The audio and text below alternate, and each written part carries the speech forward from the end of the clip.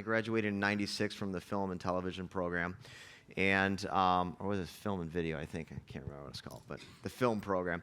And I always wanted to make movies. That was my thing growing up. In fact, my very first experience with making, I haven't told you the story yet, but my very first experience with making a movie is I had my buddy Kevin in, I think it was 6th or 7th grade. He had one of those little 8mm cameras that you could shoot, shot film, and you could do like, stop animation, stop motion, So we would take turns jumping up in the air, and then we would take a picture. And then we would jump up in the air again, take a picture, and then by the time you were done, you put the whole thing together. It looked like you jumped up in the air and just stayed there for a few minutes, and then came back down. And we're like, oh my God, it was like the coolest thing back there. Like, oh my God, this is amazing. So then we'd try to do more special effects, and we just got into it. And then by the time I was in 8th or 9th grade, I was like, man, I really want to make movies. And so back in those days, we had to borrow like home video cameras, like the big ones, from like friends and family, and we would go out and shoot movies. And I think we shot, I'm guessing close to probably 50 or more movies when I was growing up. And then that kind of just fueled the fire. And I was like, I want to go to film school. And then obviously I went to Full Sail. But I think it could be summed up, the passion of being a filmmaker can be summed up by this one story. There was a famous Canadian filmmaker. I forget the name. He's a famous director. And this kid came up to him and said, I really want to be a filmmaker. And the director looked at him and goes, oh, really? Well, how many movies have you made? And the kid said, well, none yet. And the guy smiled and said, then you really don't want to be a filmmaker.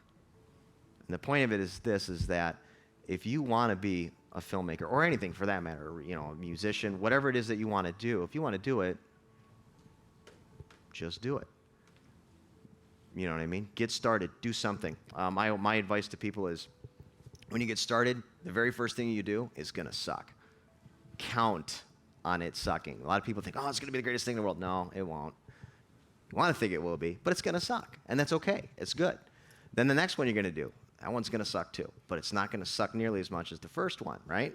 And you just keep doing it, and you keep doing it, and you get better, and you get better, and you get better.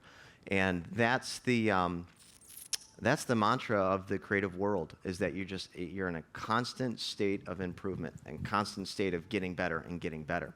So long story short, I'm from Detroit, Michigan, and and my buddy Matt Busch here, who is the rock star of illustration. My God, I don't even know how to go through your credits, but he's done stuff for, for rock bands, movies, illustration. You've done stuff with like Lucasfilm, obviously. You do tons of Star Wars, Indiana Jones. You've done stuff with the Matrix series. Go on. What else have you done? Oh, geez, I don't know. Lord of the Rings. Lord of the Rings. Night of the Living Dead. I don't know. All kinds of stuff. All kinds of cool stuff. Well, yeah. Matt is working on a film that 20 years ago you wrote it?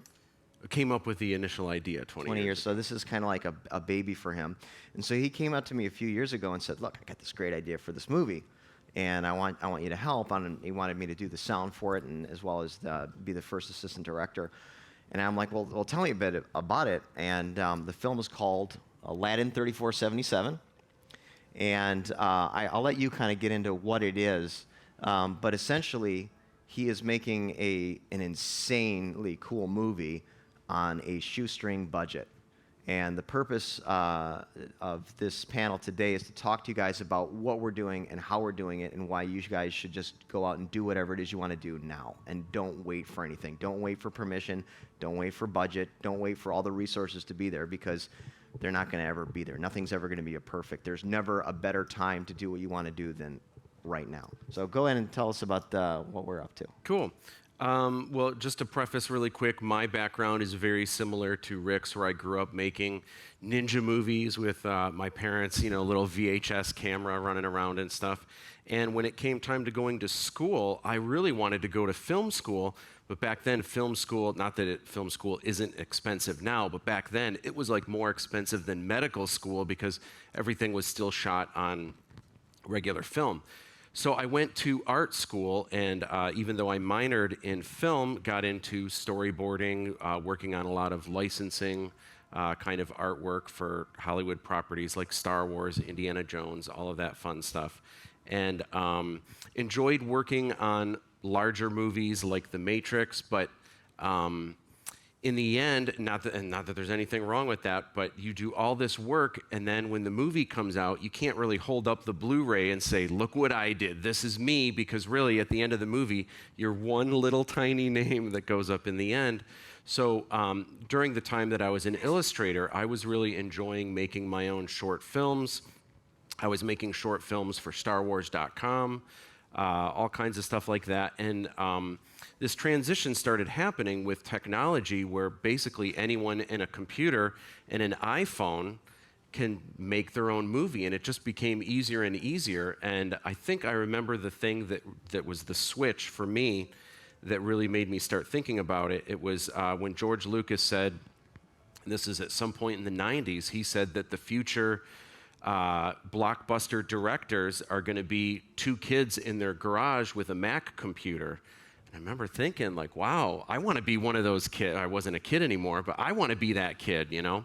So this project that we're doing now is the fuel for this has always been, what would happen if I tried to make not just a small film, like a 48-hour film festival thing where everyone works really hard for 48 hours? What if you took that idea, spread it over a couple years, made the most amazing movie that you possibly could? What would it look like? How would it turn out? And that's what we're trying to do. And we're actually going to share some footage. We're a little short of halfway through filming, but for the first time in the U.S., we wanted to share some footage with you guys today. We're real excited about it, and hopefully you guys think it's cool too. But, You want to show them the trailer? Sure, okay.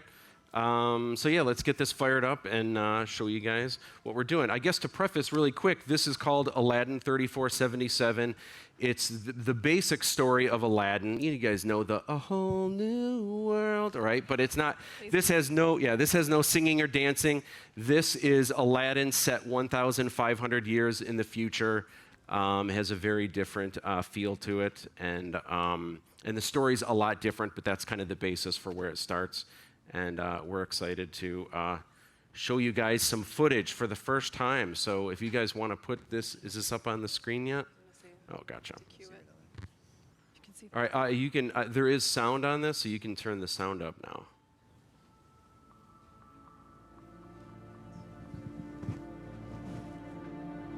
Turn it up a little more, and here we go.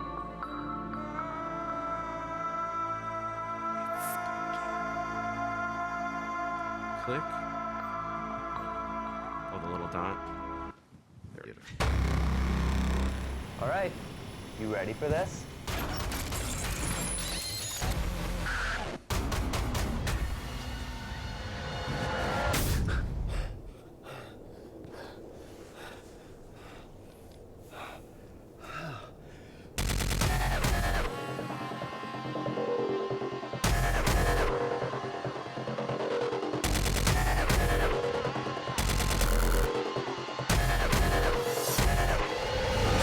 I'm dying to see how this plays out.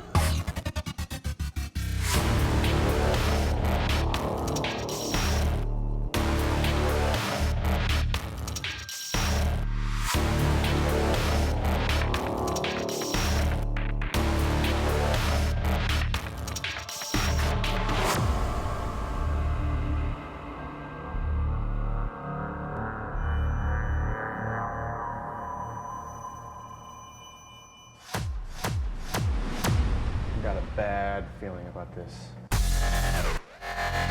Salam. I've fallen for Princess Kamala of India. You're joking, right? Oh.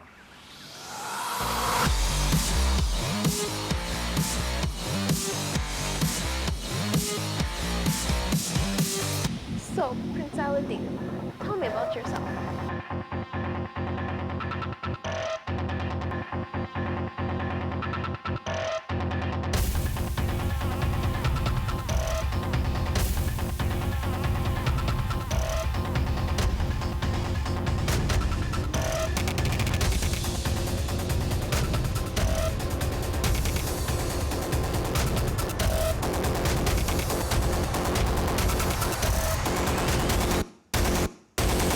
You must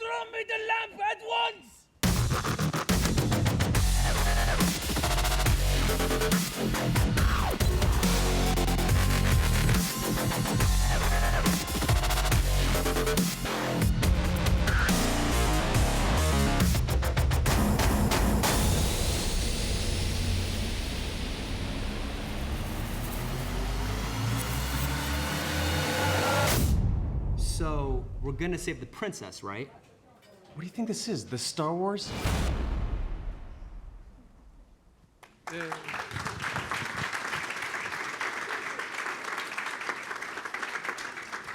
We were talking about when we were watching the sizzle reel this morning. We were talking about it, but we haven't even really shot any of the action sequences yet. Yeah. That stuff is still. We've got a bunch of stunt scenes and stunt fights coming up, and that's kind of just what we've done so far. Yeah. I would say what about halfway through the shooting process? About halfway through, and we haven't shot. There's a lot of martial arts in the movie, which I guess would be good to turn it over to Lindsay, who's our action choreographer, among many other things. But that's one of the big Also things your that's- wife. Also my wife. Hello. Yeah, the martial arts is a very interesting thing. Any martial artists in here?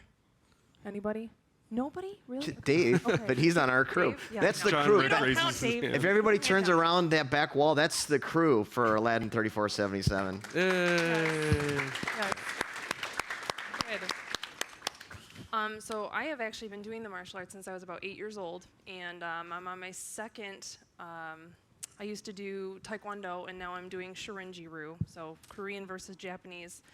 Anyway, it's been a nice rounded balance because as a fight choreographer, especially when you're thinking about the location of where the camera is in relation to how you need to choreograph your fight scenes, it's good to have both your legs and your hands at your arsenal and make sure that everything in camera looks sparkly, shiny, and wonderful. And on the end, we have Mr. Eric Steele, who is our lead actor. Hello. Hello. And as you can... And as you guys can tell, he looks just as handsome in person as he does on the big screen. No. Excellent. So anyway, That's all I had to guess say. What we're really trying to do, we're trying to make this look like a huge, big budget movie, and to say we're doing this on a shoestring budget is an understatement. We're using every trick in the book. So hopefully what you guys saw, hopefully that looked very professional and very cool. We're going to show you some behind-the-scenes videos of how we put this together. This really is, obviously, it's a labor of love, but it's family, friends. Our catering is usually our parents doing some fine home cooking, bringing it to the set. Awesome cooking. And Chicken balls. chicken balls. That's Chicken right. balls. But the food is super important because it keeps the morale of the group up. So that's huge. Mm-hmm. Yeah, for sure. So I guess the next thing, and we can start opening it up to questions too, but maybe we should show the featurette just to show a taste of what you guys just saw, and then this is behind the scenes. Now, we started shooting on this, what was it, May 18th? Is that right? May 9th, actually. May 9th, that's what it was. Yep. Because it was the day before Star Wars started shooting, right? Or was it the same day? Right. It was the same day, I It was think. the same day? Yeah, we were very excited, and now they're all done filming, and here we are. Well, they have more money halfway than through. us. Well, we took it as a good sign. It was a good sign. But we've been shooting for just about a year. We've got, I would say, probably another. What's your guess on wrapping this up? Probably another, worst case scenario, another year's worth of filming. Another film. So because we're doing this with a low budget, we have to work around everybody's schedules. We have people that are paid, and we have some people that are volunteer, and we have to work around their schedules. And that means sometimes we're shooting weekends, and sometimes we might not shoot for another couple of weeks. We have to wait for everybody's schedules to align. So that's why the process is taking so long. Yeah. Well, that, and we've got, we do have a studio space that we're renting, but it's relatively small, so usually we can only build one set at a time. So once we finish filming that, tear everything down, build everything back up. So even without people's schedules, sometimes it's weeks, if not months, until we can shoot the next, the next piece. Yeah. But yeah, how do we get the next thing rolling here?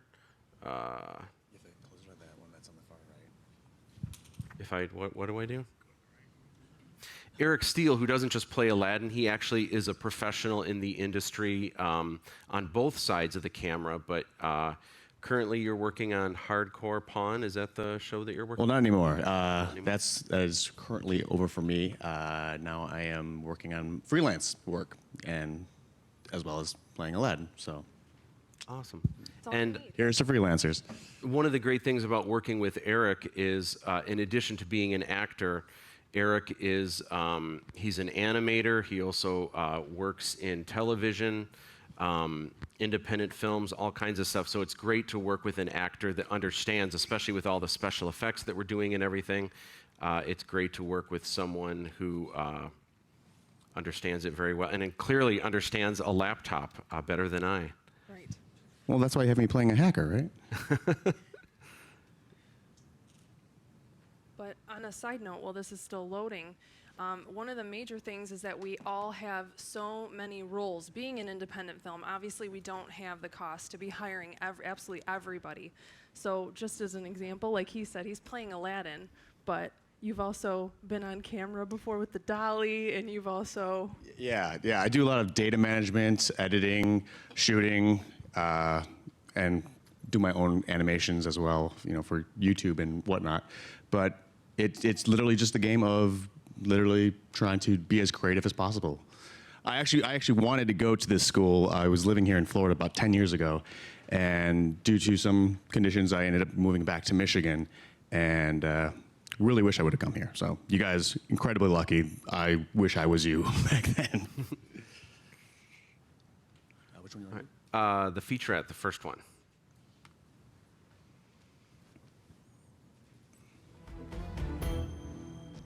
Hey, how you doing? I am Matt Busch, and I am the writer and director of Aladdin 3477. Aladdin 3477 is basically the story of Aladdin, but in the future with robots and spaceships. It takes place on the other side of the world, so there's a lot of Asian influence and Eastern Indian motifs, so it has a really cool otherworldly feel to it, yet it's way in the future, and this is a used world, so it has kind of a Star Wars feel to it.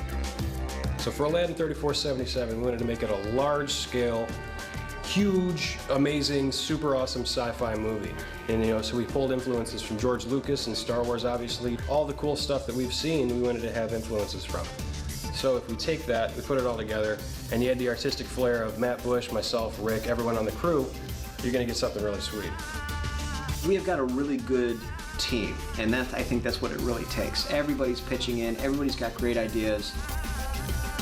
I think pretty much everybody involved on this film in one way or another has been an absolute artist. They've actually learned how to paint, to draw, to design, to do cinematography, to capture a beautiful photo, a beautiful image.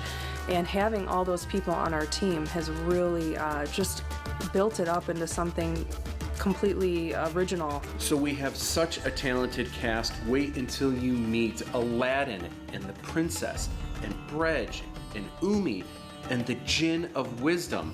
This really is kind of an ensemble cast. Unlike the original Aladdin story, this really is kind of a larger, more ensemble group effort, and it's just a much bigger movie on a much bigger scale. Matt certainly has a very stylized approach to how he wants the film to look, and he storyboards everything. So there is not a single shot that's going to end up in the film that was not methodically planned out by Matt. Matt has definitely thought this through and has created a lot of different characters that have never been seen before. He's definitely creating a universe that's going to be really entertaining to watch. He definitely wants to not just tell a story, but have a story be shown. And he's got a very specific style that he's going after. And some of the shots that we have, they're just full-on epic. I mean, huge desert shots, big, expansive landscapes, really cool sets like the cave and things like that. That's just, a violent work of art. We've been shooting on the Blackmagic, and the dynamic range and the look from that camera, you just get an awesome, awesome image. What we're trying to do with this movie, we're really trying to bring back the old school practical shots where a lot of what we're shooting is in camera, and yeah, we're gonna have to have some CGI elements to it as well with compositing and animation, but we're trying to do as much as we can actually shooting in camera so that it feels real. Obviously, most of these things are hand done, so they do definitely have a certain quality about them, but I think that's what makes the film so charming. It's always been a dream of mine to take someone's idea and bring it to life, and the fact that we're doing that with Aladdin, It's incredible. I don't even really know how to describe it. The full scope of everything still hasn't really hit me yet, and I don't think it will until I see it on the big screen. But it is one of the coolest things ever to bring someone's vision into reality. This is definitely the kind of movie that I would camp out for. That's the kind of movie that we're trying to make. And if I had one wish, it would be for you to watch Aladdin 3477. Yeah.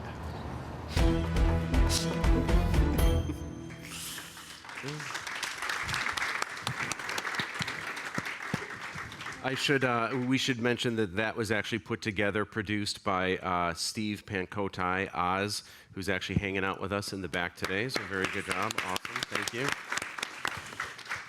Nice. At this point, let's open it up to any questions. Does anybody have any questions for us about the process, the film itself?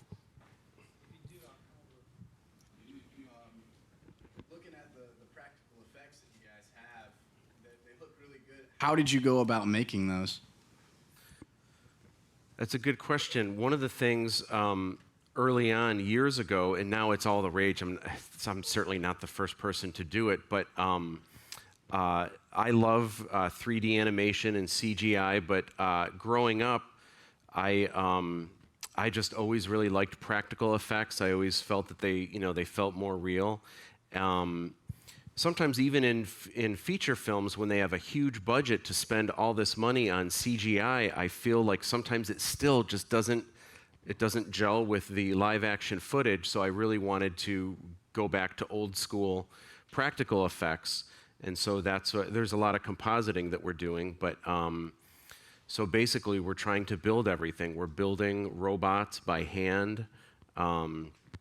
Basically, there's this thing called kit bashing, and there's a whole group of prop replica people that love doing this, but basically just finding old toys, junk, lamps.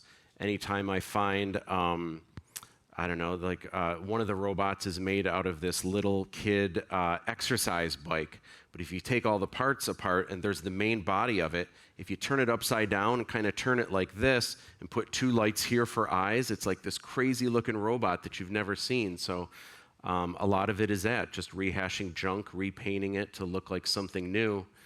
We can't really afford, there are some instances where we're hiring people to do, to create certain armor and vacuum forming and stuff, but for a lot of it that you see in the background, it's just cheaper and easier to take junk, turn it upside down, spray paint it, put a couple lights in it, and it's like this cool, it looks like this manufactured thing that no one's ever seen before.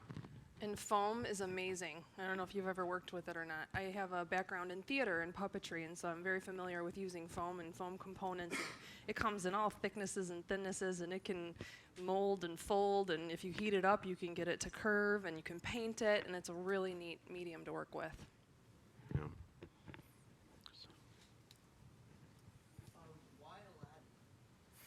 That's a great question. The question was, why Aladdin? I didn't set out 20 years ago to make an Aladdin story. It was a little over 20 years ago that Disney's Aladdin came out, and of course I thought it was amazing. And my favorite character, I don't know about you guys, Abu the monkey, greatest Disney character ever, right? So anyway, what happened was, in addition to working for Lucasfilm, working on a lot of Star Wars projects, which was a dream come true, grew up, I was like, I'm sure every kid my age like you say this, but I was definitely like the hugest Star Wars fan in the world. But my dream wasn't just to work for George Lucas. I wanted to not become George Lucas, but I wanted to be George Lucas. I wanted to have my own sci-fi, huge, amazing story that I wanted to create. So I came up with this story called Castar Shandax, and it was about this intergalactic con artist in outer space. It looked very much like Star Wars with the aliens and robots and the vehicles and everything. But I came up with this story, and he had this sidekick, Fidgy, this little robot that would kind of float near him.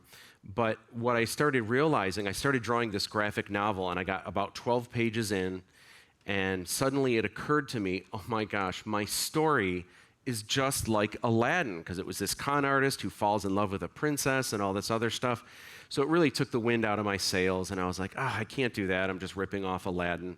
So years later, I started doing another comic book, but I kind of focused on one of the other characters, but it didn't have the juice of the story that I was really excited about. So eventually, about 6 years ago, it occurred to me that Aladdin is public domain. And as soon as that occurred to me, that was kind of like a spark, like, wait a minute, I can do, why don't I just make it Aladdin? And then there was all kinds of, then that had hurdles, because like, well, if I do that, now I have to have a genie somehow. What can I do with that? And Abu, unfortunately, is owned by Disney, so I couldn't have the monkey in it, so that was kind of a bummer. But instead, Fidgy, the robot sidekick, which was what the original idea was, that's kind of what brought that in. And so it wasn't like I ever set out, like, I want to do, just like everything else in Hollywood, I want to do another remake, you know, Hansel and Gretel, you know, witch hunters or whatever. So I hope this doesn't get lopped in with stuff like that. But I've always loved the Aladdin story, and that's kind of how it forged into Aladdin in a weird, roundabout way.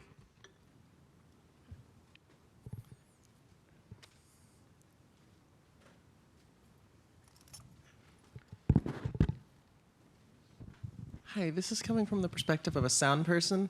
Do you find it better in indie film like this to buy lower end gear, like rent as high end of gear as you can possibly afford long term?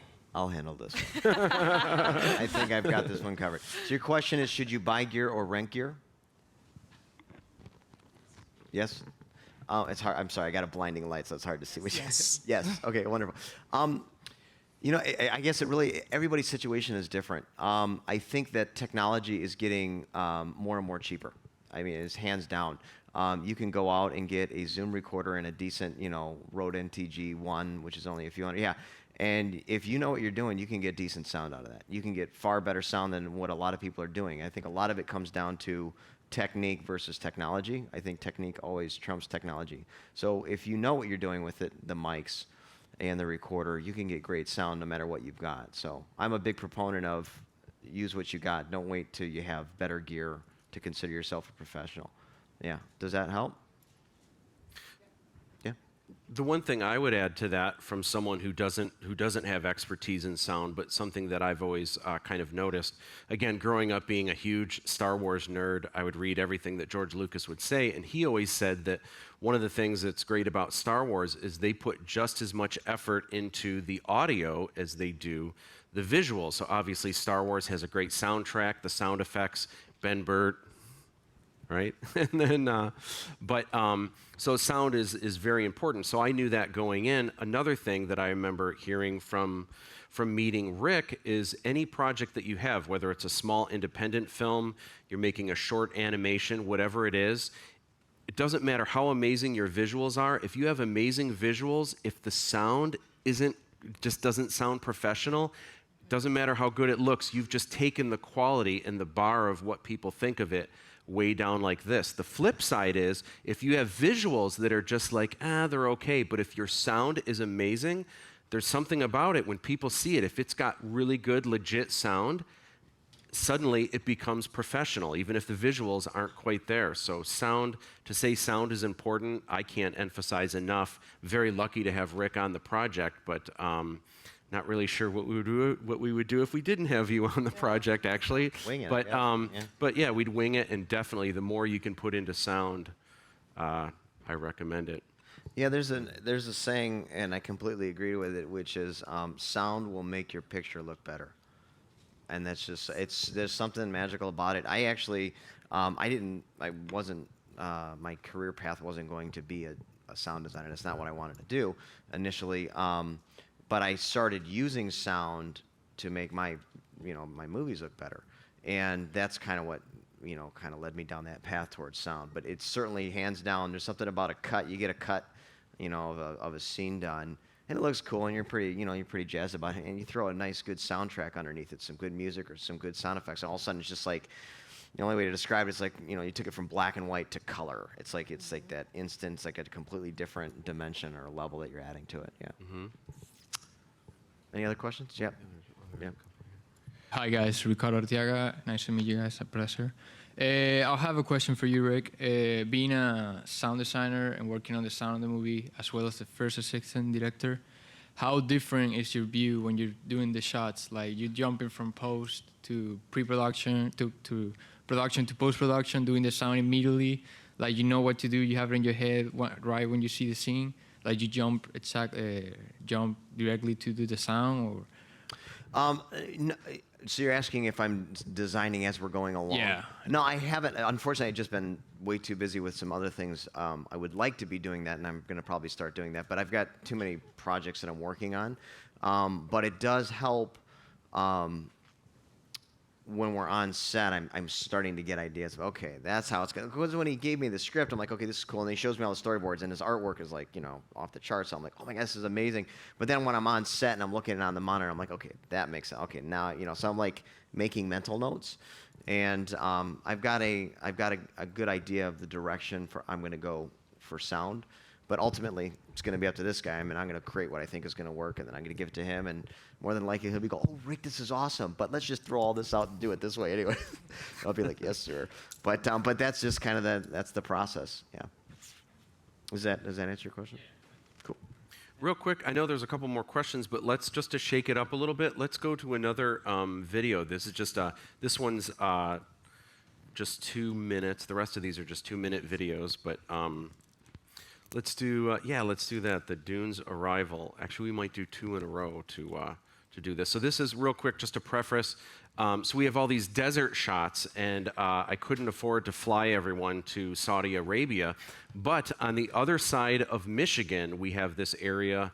It's the Silver Lake Sand Dunes, and it's right off the coast of Lake Michigan. And it's this like 5-mile radius where half of it is where you can go off-roading with four-wheelers and stuff, and the other half of it is like a pedestrian area. But if you go back there far enough, it's like the middle of nowhere. You don't see telephone poles, nothing. It's as good as any desert, and so we definitely wanted to shoot out there. So in order to do it, this video, I believe, is basically taking all of us, the Aladdin 3477 family, and going. Yeah. Hang on, I want to couple through that. Can you guys hear the sound from these videos, or do they need to go up a little bit? Can we get the sound for the videos to go up a little bit, just because we worked so hard on mixing them. We did, actually. Me being me and my fingers. The sand, I got to throw this in. I hate sand. You have no idea. Like, he really does. Sand is my nemesis. I swear to God. It's like you're in a cat litter box that's like the size of a small state, right? And everywhere we go, it was like, oh my God, we were like trekking like 2 miles. I think, was it 1.5 miles, 2 miles? So there's this like, the part the road where you get to there, you get to the spot where we're going to shoot, and we got like 3 or 4 as a caravan, 3 or 4 cars. And then we got all this gear. And I mean, like, there was like so much stinking gear. Well, and they're trucks. It's off-road, so they're like huge tires and trucks. You can't just drive a car up there. But you get to a point where you're not allowed to drive any further. Yeah. It's dangerous, the sand. And so I'm a lazy filmmaker, because I was like, okay, we're at the desert. Just let's all stay in the cars, because there's no sand in the car. And we just turn the air conditioner, just point the camera out the window. But this joker's like, no, let's go this way. So we go like 2 miles. Like, you picked like the absolute furthest place that we could go.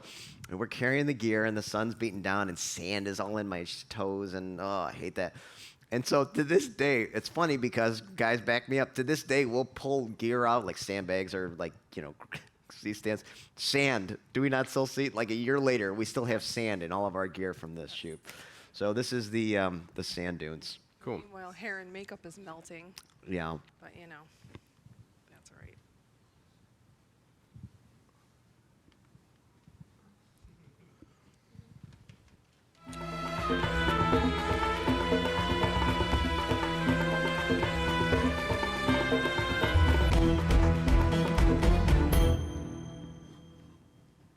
Loaded the trailer, take 1.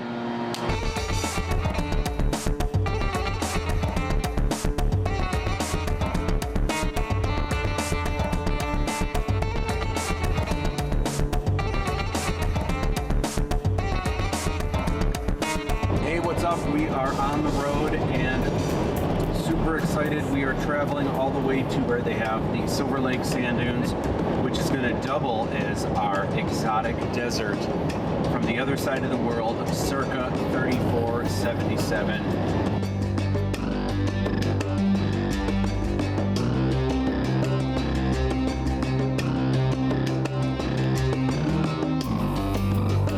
Here at this beautiful house in Viers, Michigan. This is where we'll be staying for the week. It's super cool in a lot of ways. It's cozy, but in a lot of ways, it's perfect. This is really, really just nice out in the middle of nowhere, very serene.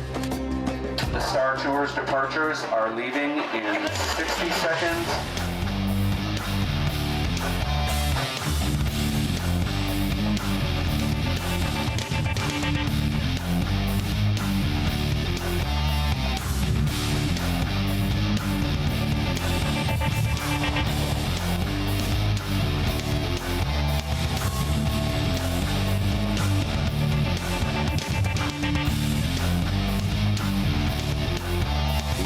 Ready to rock our first scene here in Viers, Michigan. Can't wait. Might as well trail into another one after that. Yeah. This kind of shows us traveling. I hate sand.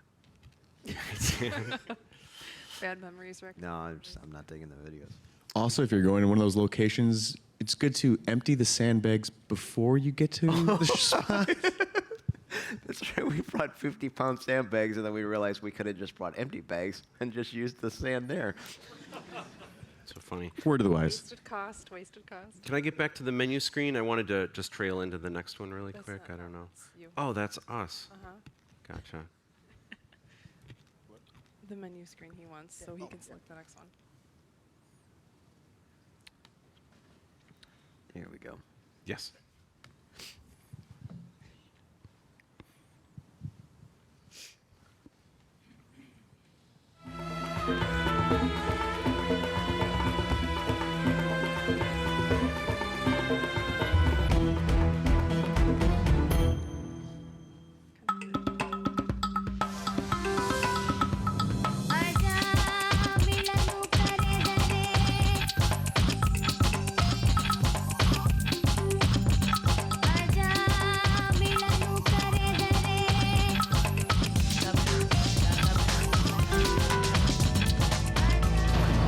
Throwing sand and putting sand all over this, worst idea ever. Because our doors are sealed shut. So basically what's happening right now, to make the set look cooler, we had sand that we threw on our DePauli chamber. But the problem is some of the sand got into the gears and the wheels at the bottom, so our door's getting jammed. So we have to figure out a way to get the sand out so we can get the doors to continue to move. So far it's proving to be a pretty bad issue. Rick just ran across the street to the neighbor's house. He's going to ask the people who are doing some maintenance to use a leaf blower. He's actually coming back now. That silver-tongued devil got a guy with a leaf blower to come back and help us out. Who are you going to call?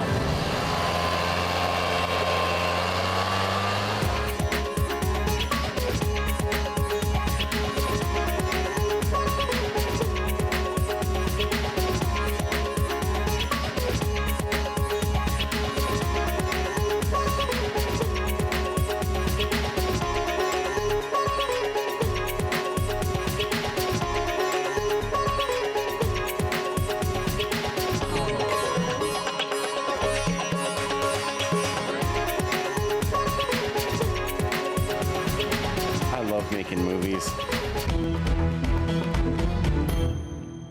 I know we got a couple more questions, but I just wanted to point out something that something that's unique to independent filmmaking versus working on a higher-end production or a major feature is that when you're on a major feature, everybody's got roles and responsibilities, and the paths do not cross. So sound department doesn't help the grip department, the grip department doesn't help the sound department, et cetera, et cetera. It's not that we don't help them like, we're snobs. It's just that a lot of things are unionized and a lot of things have rules for a reason. They don't want crossover. When you're on an independent film, you're a family and you're a crew, and everybody pitches in. So I think there was one video, I don't know if we got it up, but there's one video where I was talking to Oz, who was shooting me, and I was explaining the stuff that I was doing on the set. I think it was like 25 different things. Like I've done everything from craft service to grip to PA to first AD to doing the sound, doing the boom.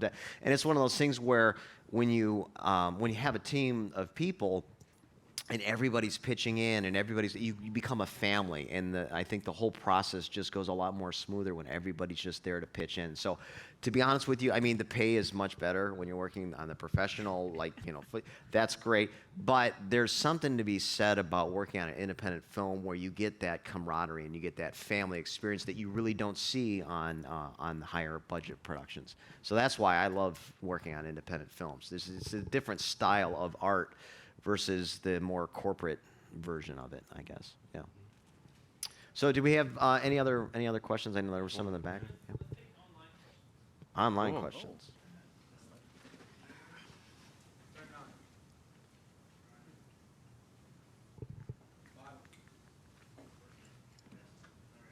I'll just talk really loud. We have a couple questions from people on YouTube. There we go. Okay. Jasper Hayward is wondering, what's the biggest challenge to remaining within your budget on a film like this? Oh, budget is a killer. Boy. We're still under budget now, aren't we? It just keeps getting bigger and bigger and bigger. Rent for the soundstage has been what's eating up a lot. I'm trying to think what would be our biggest. The film equipment was the next biggest cost. After Film that. equipment was food. Food is tough. Food, wardrobe, huge. Hot and ready pizzas are great, but they only, after a while, people are like, really? Hot and ready again? So food, you got to keep people fed, keep people happy.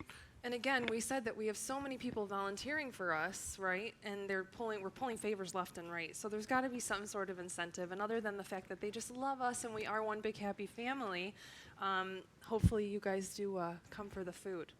Yeah? You like food? I would, yes. And the free swag, maybe, right? Yeah, one of the big things, we have a couple costumes that are armor costumes that we outsourced. And so the Hong Kong police have this, this cool armor costume, and then there's these slag warriors. And those were thousands of dollars, and we couldn't afford, when you see the final movie, you're going to see all these Hong Kong police running down, but we could only afford one of each of these custom costumes, so we have to do compositing to make it look like an army of these soldiers are coming through. So it'll be interesting to see how that plays out. So, okay. But yeah. Thank you. And William is wondering, should you do your own stunts, or do you get someone else to do them? Yes, we do our own stunts. And I actually already once had broke this thumb while shooting that one fight scene where I jumped on top of Harshad and I'm punching him in the head, and we accidentally missed because he got sand in his eye. So he couldn't see to move out of her way when she was swinging. Yeah. No, but we do most of our fight scenes, and thankfully a lot of my karate family and stuff, they're on board to help us choreograph, and they're going to be our martial artist crew for fight scenes. And I'm joking when I say this, but what I have been saying is we're saving all the fight scenes and stunt scenes for the end of the movie. That way, if anything awful happens, true, though. They were waiting for me to get insurance. That's not really. That's not entirely true, but that's kind of what's ended up happening. Let's look at the that next clip is actually the one where Lindsay hurt her thumb. Great. Can't see. Thanks. Dune Sunset right here.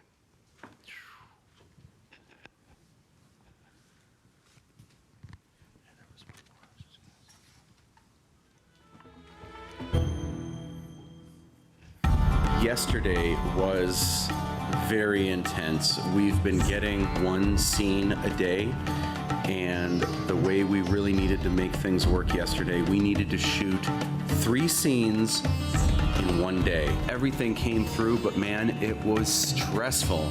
I had to play Mr. Director. I had to find the perfect sweet spot for where we're putting the Rashmi access port to the DePauli chamber. Of course, it's all the way out in the middle of the dunes. We couldn't have picked a more remote place.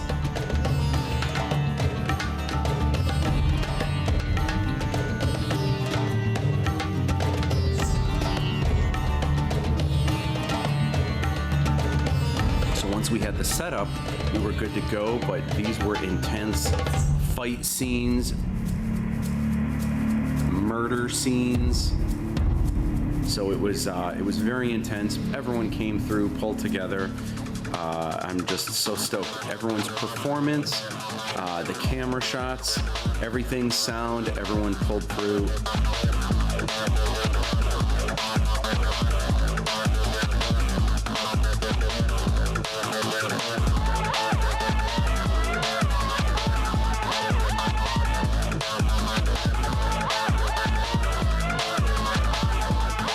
Awesome sunset scene that was just beautiful, and we nailed it just in time. Very happy. Aladdin 3477. Woo!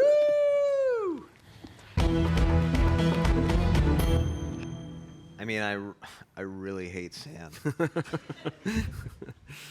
Hasn't changed yet? No, not at all. And we got to go back, don't we? Yes, we do. We have to go back and get some more stuff. I'm going to wear like a scuba suit where the sand can't touch me.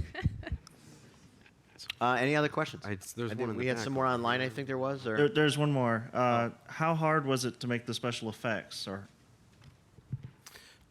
so far, all the special effects I've done myself, and I'm not a master at it. I think I've got a good eye for when things look good and when things don't look good. So all the stuff in the trailer was stuff that I felt looked pretty good. Trust me, there's a lot that didn't make, the thing that you guys saw that that needs help. So a lot of it's going to be outsourced, the things that I can't do myself. The best advice I can give for anything like compositing, we're doing a lot of practical effects. So anytime we shoot a robot that we're adding in, it's a must to use the same lighting that we actually shot the scene in. To shoot something later on a set with different lighting, it's not that you can't fudge it and try to make it look the same and get it in there, but that's been the key to our success, is always shooting the scene. Okay, now we pull out the green screens, we get the we get the robot with the exact lighting. And it's just been it's been great for compositing, just getting it in, and so that part's actually been relatively easy. That said, there is something that we recently shot with the Romo robots where it was just a little too dark. We have this really dark setting, and to key out the green, there's just too much of the same colors that are reflecting into the shadows. So that either we need to reshoot or we need to find another way to cut it out or something like that, and fix that. So I'm going to outsource that and hand that to someone else, because too difficult for me. Question over here. Yes, my name is Courtney, and I just wanted to ask, would you ever consider, after the film come out, making it into like a television series? Sure. Yeah. Yeah. I mean, obviously there's, well, I don't know if this is obvious, but there's ideas for sequels and everything. We're really focused on the movie and the story that we have. And if it becomes successful, by design, because I grew up with movies like Star Wars and Indiana Jones, this definitely is kind of created with the idea of being a franchise or characters. We're hoping people will want T-shirts, and I myself, I really want a Fidgy toy, Aladdin's little sidekick robot and stuff. So that's obviously the dream, and we'll take it as far as we can. In fact, real quick before I forget, we actually brought, for the first time anywhere, we have copies of the Aladdin 3477 poster. We have these glow-in-the-dark wristbands that are super cool. And so if you guys want to come and get a poster, we've got a bunch of the cast and crew here that we'd be happy to sign these posters. But it's the first time anywhere. And even if you guys don't want one, put them on eBay, and hopefully it'll pay off some student loans later or something. Who knows? I don't even have one yet. So, yeah, excellent. I was going to say you should give that leaf blower guy a special thanks in the credits. We didn't get his name, Yeah, did no, we? we did not get his No, we didn't. We're just going to call him Leaf Blower Guy. Leaf blower guy. You know, filmmaking is two things. It's storytelling and it's creative problem solving, okay? Because you're going to have a plan and your plan will never work. Guaranteed, hands down. It's an imperfect world. There's always going to be problems. There's always going to be challenges. People aren't going to be able to show up. Gears are going to break down. Set pieces are going to go south on you. That's going to happen. You just have to have that attitude of, there's a problem. Problem can be solved. Let's just figure out how to solve it. And that was one of those things where, unfortunately, the idea of throwing the sand on it was mine. Uh-huh. It's like, this would be really cool if we had sand all over it. Looked like it. So we threw a bunch of sand, and all of a sudden I realized I broke the set. So I was like, all right, I got to fix it. So what do you do? And I just started running. I just like, make this problem go away. And the first house I went to, there was a guy with a leaf blower. I'm like, dude, come here. Boom, got it done. So that's the thing, is when you hit a brick wall or hit a problem, on set, man, you just got to figure out what to do and move on. You can't sit there and complain about it, or you can't rap for the day. You got to keep shooting. So you got to figure out ways around the problem. Hi, my name is Ricky Nix. First of all, I just wanted to thank you guys for coming out here and sharing your project with us. My question is for anyone. Do you guys have a game plan as far as marketing and distribution goes once your film is finally done wrap shooting and post-production? Yeah, we've actually already been approached by a couple distributors. I've done a couple other independent projects in the past, and from what I've seen, or at least from my experiences, I'll have more cards to haggle and to try to find a better distributor once the project is done. If I would have tried to find a distributor before we even shot anything, where they can't really see what it looks like, I think this project's only going to get better and hopefully more impressive as it goes. So the game plan, that whole arena, because again, we're a small family doing this, now is just not the time to take away from the movie to go do that. But once we have the project filmed and we have something to deliver, that's when we'll be seeking out distributors and trying to find not necessarily the highest bidder, but the person who's going to take care of the place that is going to take care of it the most. And that's the game plan anyway. And part of the reason we did it the way we are doing it is because we wanted your wholehearted vision and not somebody else to be stepping in and have a say or a pull on how the process was going to go. Right. So it was funny. I actually met with a couple people before filming this. I actually met with a couple Hollywood producers who I don't want to name, but I met with one guy who I was actually interested in helping work on the project. And all this person said for 6 hours, I couldn't get them to leave my house. They just kept saying, "You can't do this." And I was like, "What do you mean I can't do this? You can't do this. You can't make this movie." I'm like, "Well, okay, why not? We're going to make this movie." He's like, "No, you're not. You stop now. I'm telling you right now, you cannot make this movie." Because I had like paintings of what I wanted it to look like, and I had this plan for how we're going to do it. And he was like, "It's not going to happen. You can't do it." I don't know. I felt like, I don't know if anyone's a fan of Lost, but I was like John Locke, and "You can't tell me what to do," or whatever. What does he say? Not "You can't tell me what to do. Don't ever tell me what I can do." So. Well, I think that, you have something that you could just kind of email the guy. Right, Just right. Yeah. Can. Yeah. Challenge accepted. Right. Right. Dude, here's the thing. There are three types of negative people that you're gonna experience in your career. When you start off, you're gonna like, "This is what I want to do." And then you're gonna have people that are gonna say you can't get it done. And then when you go to do it, and you're in the middle of doing what you said you were gonna do, then you're gonna have people that are gonna come up and go, "You're doing it wrong." And then when you're finally done, you're like, "Ta-da! I've done it." Then you're gonna have the negative person that comes around and goes, "Yeah, I could have did it better." It's like you can't win with those people. You just got to learn to block them out and say, "Screw you, pal. I've got my own agenda. I'm going to do my own thing." And you have to be hard-headed about it, and you have to be stubborn about it. And you got to be tunnel vision because you're not going to win. There's always going to be someone that's telling you you're doing it wrong, that you can't do it, that they can do it better, and blah blah blah. The world is full of people like that. Unfortunately, you just got to learn to ignore them. You got to block it out, and you just got to. If Matt would have listened to all of those people that he's been hearing this stuff from, including that guy, you wouldn't have seen what we just showed you. So you can do it. Don't listen to him. You just got to push forward and just ignore that stuff. But yeah. Any other questions? Yep. My question was public funding such as Indiegogo and Kickstarter ever considered to help relieve some of the financial pressure? And this is all opinionative to each producer and director. Where would you prioritize funds to go to? Sound. Did I say that out loud? That's a great question. Originally, when I started this, I knew what Kickstarter was, and I had supported a couple Kickstarter projects, but I didn't really consider it. I really wanted to do this on my own steam.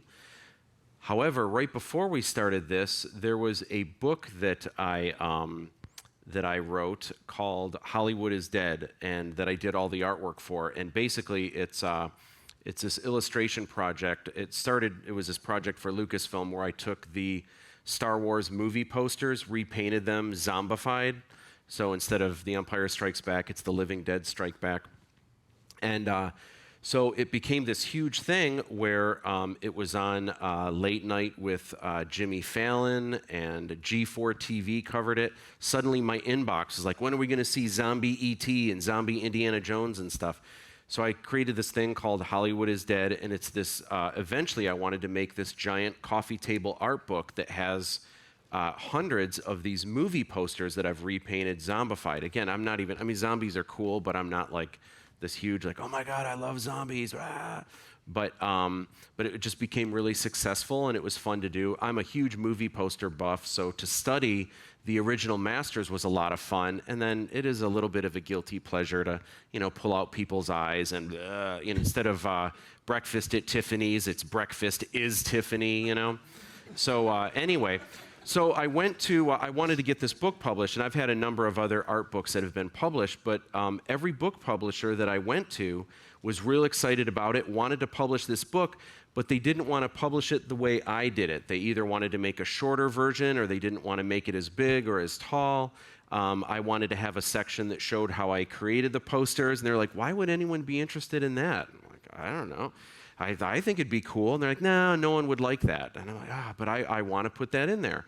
So, and a lot of publishers, they wanted me to write mini stories for each one of the posters to try to sell it to Hollywood so they would make movies out of these. And I guess that would kind of be neat, but it wasn't my idea. It wasn't how I wanted to do it. So, anyway, so what I decided to do, I decided to investigate Kickstarter. What would happen if I tried to do this book on my own? So I figured out how much it would cost to print the book, to get this done myself, put together a Kickstarter campaign, and not only did I get enough money, I got 3 times as much as the original amount I asked for. It was awesome. It was super cool. Everyone loved it. There was lots of really cool rewards that people could get, and the book came out great. I actually brought one, and I'm going to give it to you because you asked the question. I've got it over there. I'll grab for you. But anyway, so based on that, because it was so great, I'm staying with the initial idea. Now is not the time to stop and do a Kickstarter campaign. It's a lot of work planning it ahead of time during the time that you're doing it, and it would just slow down the movie making process even more. But when the movie is done, we are definitely going to do a Kickstarter campaign and try to do one that's really fun, really amazing, get everyone involved so that they can kind of be a part of the project. And I think both Kickstarter and Indiegogo is just awesome and just a great way to get your projects off the ground. I can't recommend it enough, but it's a lot of work, a lot of planning to get together, and super cool. And we definitely want part of that to go back to the people who worked so hard Yes, on and this film. that was your original question. I'm sorry. So the idea, we actually don't want any of the money from the Kickstarter. We want to take half the money and give to a lot of the people that have worked so hard, most of them for no money at all, so that they get some of the money back, and then we'll be raising funds for additional compositing and animation that I am not capable of myself. So that'll be kind of the plan for it.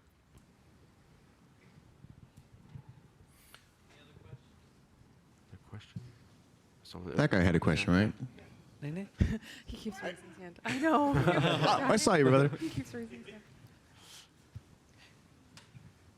Actually, first thing is for independent filmmakers. I know you guys have been talking about a shoestring budget. Can you give us a point of reference as far as what do you consider a shoestring budget for this Yes. piece?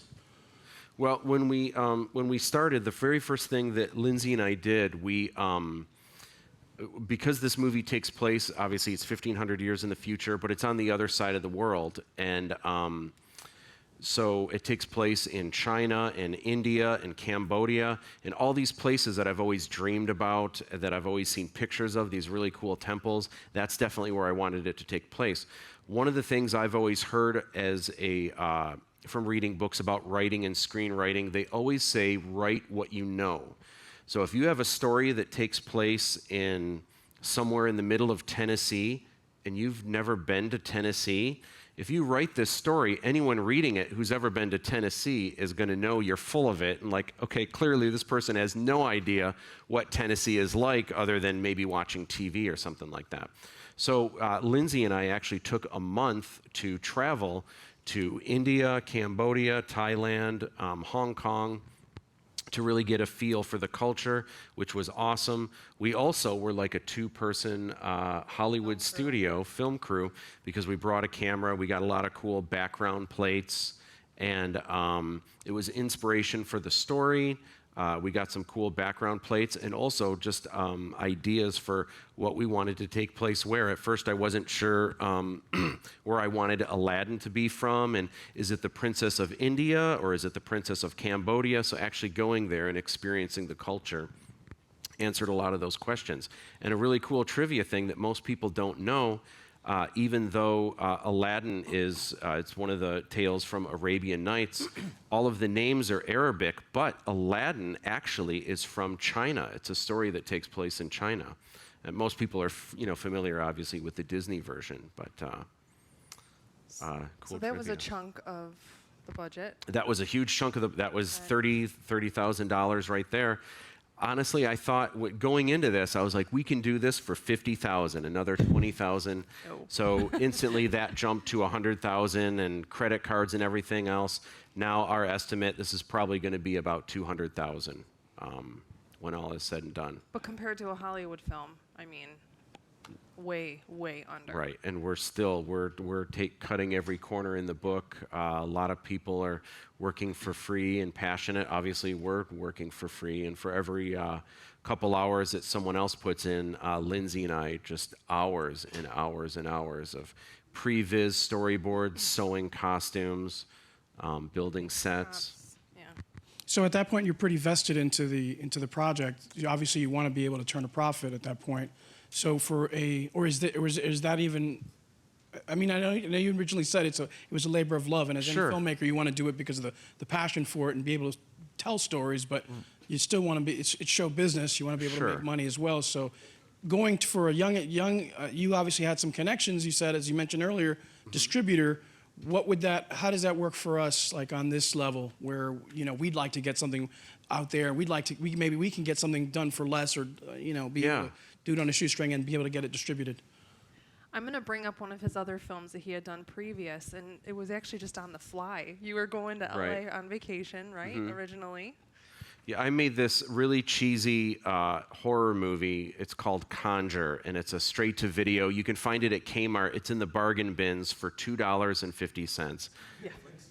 I think it's on Netflix, but this is back when Netflix would send the DVDs, so I don't know if it's on Netflix now. But anyway, it was something I made on a whim without a screenplay and everything else. But when the movie was done, I thought it was good enough. I was just going to put it on my website. I didn't think really much of it, but I started watching a lot of horror movies that were at Blockbuster and Family Video, and I started thinking, well, mine's at least as good as these, if not better than some of these other, Slumber Party Massacre videos. So I decided to try to start getting a distributor. What I did, I went to my local Blockbuster, local Family Video, local Movie Gallery, just, the video stores that they had. And I looked at horror movies, and I looked on the back at who distributed it. Everything from Lionsgate to Razor Digital Entertainment, all these companies, a lot of them I had never heard of. And I made a list of 40 places, and I wasn't sure if I would get anyone to respond, but I figured I would send out press kits of my movie to 10 places at a time, wait a week or two, and send to the next 10. But I had my top 10 places that I wanted to hit, and I sent those out, and about a week later, heard from, I think, number 9 on my list was Razor Digital Entertainment. They wanted to distribute Conjure, so I was like, wow, and they wanted North American rights. So the day that I signed, like 2 hours after the whole deal was signed, number 3 was eMaxim Entertainment, eMaxim Media Entertainment or something like that. And they called, and they wanted world rights. And I was like, oh, man, I just signed with this other company. But I said, listen, you can't have North American rights. Do you want the rest of the world? And they said yes. So I actually got 2 and this was a movie that I made, honestly, with a little Sony Handycam running around. I was in L.A. We were staying at a friend who was living in a house that looked like this crazy Tim Burton-esque, like, haunted house, and just on the fly we came up with this silly story, and it turned into money. It was crazy. It was really neat. But kind of to go back more into what you were saying about the passion versus the business of it. Obviously, we're hoping that this becomes profitable and everything else, but really, while making this, it really is just the passion. We want to make an amazing movie that we're proud of, that other people are going to like. When it comes time to finding a distributor, that's when we're probably going to put more of a business hat on and try to figure out what we can do with that. But let's face it, I would assume everyone in this room, I'm hoping, how many of you are in this room because you guys want to make tons of money? How many of you are, and not that there's anything wrong with that, but how many of you priority want to be in this business because you want to make cool, amazing stuff, you want to be a part of it, you're creative, that's where it's at, right? So obviously you guys are artists, and that's where my head is too. I mean, obviously if you can make money, great, but I would rather live in a cardboard box doing what I love than to be rich and wake up in the morning, the alarm clock goes off, and say, not another day. Happiness isn't money, but if you're an artist and you're creative, for me, that's where it's at. One more question?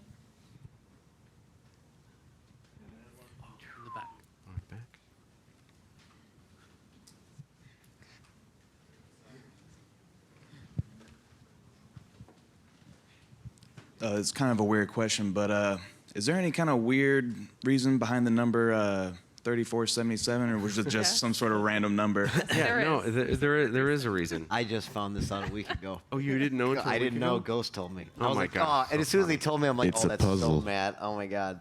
Okay, so there's actually a couple reasons, but about 10 years ago, I was one of the first Star Wars artists to be inducted as an honorary member of the 501st, which is a group of people that dress up as stormtroopers. They do charity events. If you've ever been to like a comic convention, you see the guys running around as stormtroopers. So I got inducted into this. When you do this, they give you a TK number, or you can pick your own, and it's a 4-digit number. And I didn't know what number to pick because TK. What's the one in the movie? TK421. TK421, that was already taken. So I had to have a 4-digit number. Probably the first one, I would think. So right. So and in fact, they've got all the 3 numbers. So now it's 4 numbers that I had to pick one from. So I couldn't think of anything. So trying to be creative, I thought, what if I took the letters of my name, M-A-T-T, if you turn each letter sideways, it kind of looks like 3477. So my Stormtrooper TK number is 3477. So when it came time to making this movie, I knew I wanted it to be a number, you know, that's like in the future. It would be the year in the future. And I never had my heart set on Aladdin 3477, but that's just what I would call it, just because it was a number that would just, you know, come out there. And then the more that was the number that I was using, at first I was like, well, 1,500 years in the future, that's kind of a long time. Maybe I should do, you know, Aladdin 2086, and it doesn't have the same ring to it. And I just really like the way 3477 sounds. And it actually, this was not planned, but Aladdin 3477 it does take place. It's the 1,500th anniversary of the release of Star Wars. And so there actually is going to be an Easter egg in the movie where you're going to see that they're actually celebrating the, what would that be? Not the century, the millennia and a half anniversary of Star Wars. You're such a kid. All right, anybody else? Do we have one more from online? Online, yeah. Matthew wanted to know if you've ever had a crew member quit and you need to find a replacement, whether it be an actor or something like that, in the middle of the film. Yeah, there's a couple things that were kind of. You get weird stories like that all the time. We haven't had any instances where we had bad blood or anything like that, but there's been things we've had people that have had to go back to school, you know, so they weren't available anymore. We had one person audition for a role that we were really excited about, and as soon as we told them that they got the role, she told us, I don't know if this is a problem or not, but I'm pregnant. Yeah, that's a problem. And it was kind of for a major role, so it was like, yeah, I don't know if that's going to work. So that was interesting. Yeah. But yeah. She probably had the baby. Is that what she Yeah, she had the baby. Yeah. What was it? Was it a boy or a girl? Oh, I don't know. It was a monkey, and she named it Abu. So cool. Well, listen, if you guys want, we've got a ton of posters over there. We'd love to meet you guys, and we've got glow-in-the-dark bracelets and postcards and bumper stickers and stuff. So please come and say hi and meet everyone, and we look forward to seeing you guys all week. I want to check out the panels with you guys, so thanks for coming out to hang out with us today. It means a lot, and rock and roll. Cool.